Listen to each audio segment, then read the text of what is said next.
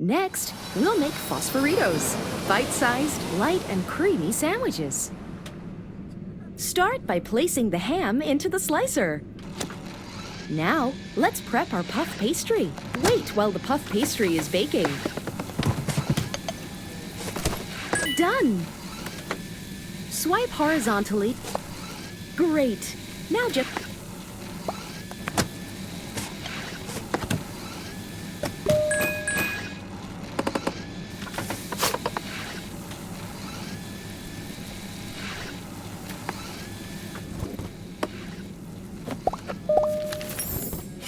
Delicious.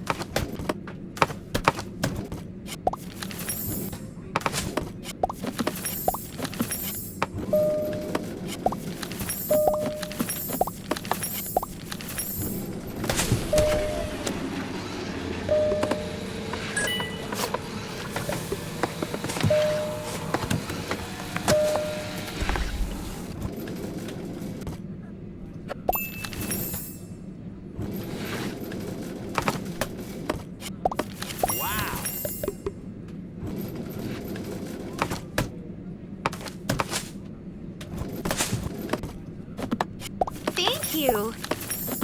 Attention passengers, we will be landing shortly.